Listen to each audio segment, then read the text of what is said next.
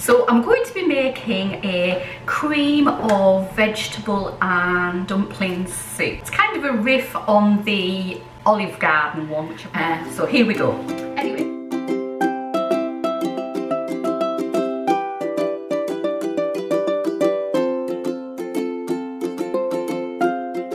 Anyway, we start with a big pan here and we put about a tablespoon of garlic oil into the pan and switch it on.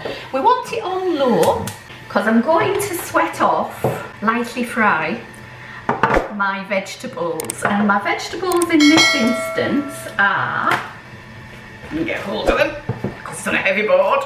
Oh, onion. Now you can use any onion that you want. I've got red onion, so I'm going to pop that in. So that's one large red onion chopped into whatever size you can get it down to, really. 2 medium-sized potatoes, 2 large carrots or 3 medium, or however many carrots you really want. It's up to you. You can also add any vegetables you've got lying around as well. So get them in the pan and give them a good fry up for about 5 minutes, 10 minutes, until you see the onion become translucent. So that's when you can more or less see through the onion. Once your onion has been sauteing, frying, sweating off, whatever you want to call it, for approximately 5 to 8 minutes, it should start to get a little bit translucent. So that's the time to add half a teaspoon of thyme. I love my thyme, I'm afraid. Up to a teaspoon if you feel that way, but that's half a teaspoon. If you want to add more, feel free. Like with the onions, if you want to use any other particular onion other than a red onion, like a white onion or a Spanish onion or a yellow onion, it's up to you. The only one I wouldn't use is green onions. And about a teaspoon of sage, or more if you like it. Along with that, I'm going to add roughly half a teaspoon of salt. We need the salt because we'll put potatoes in there and we're going to put other stuff in there in a minute. If it's not well seasoned, it'll be bland. Okay, once you've got those mixed in, let them cook out for a minute or two. And then we're going to add roughly 2 pints of stock. So I'll get my stock ready. If you haven't got chicken stock cubes, you can use vegetable stock cubes, or homemade stock is always good in these things. So I've just had some water going in. And one more. The reason why we want so much liquid is we're going to be putting some dumplings in, and the dumplings will soak up a lot of the moisture, so we need quite a bit in there. So I'm not going to put anything else in there until the vegetables are cooked, which should be 5 to 10 minutes. So don't forget to add 2 bay leaves. I did. So my veg hasn't started boiling yet, so I'm just going to pop in 2 small bay leaves. So I've had my soup on now for about 5 or 6 minutes and it's starting to soften. There's still a little bit of a nip to it when you push the fork through. Still a little bit of resistance. So what I'm going to add at this stage is my chicken. I've got 1 bag of cooked sliced chicken.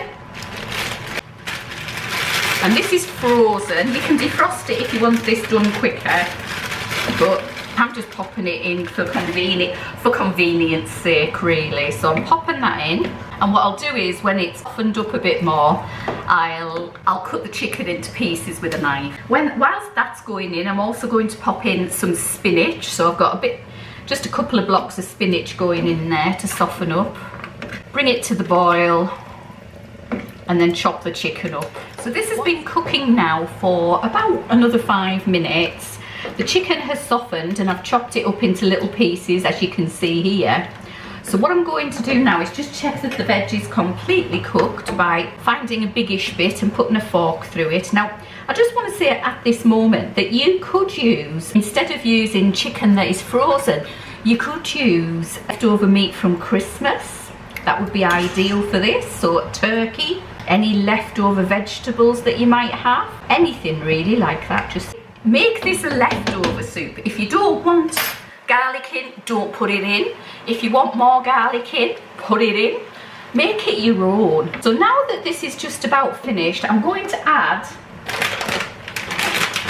half a bag of gnocchi, which I've had lying around. I made something with the other half the other day, so I'm just going to put these in, submerge them, and let them cook for about 3 minutes.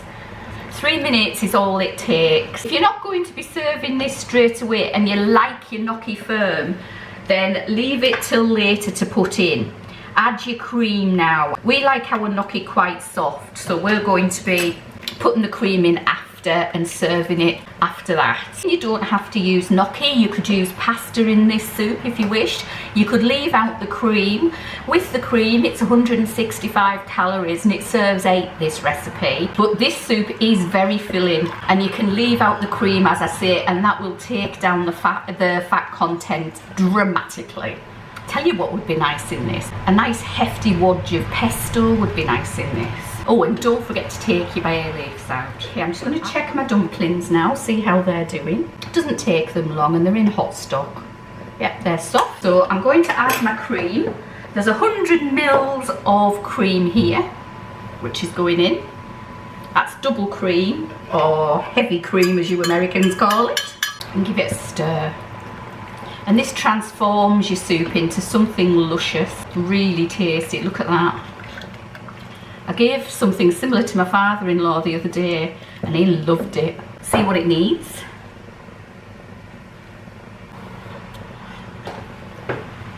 Needs some salt and pepper.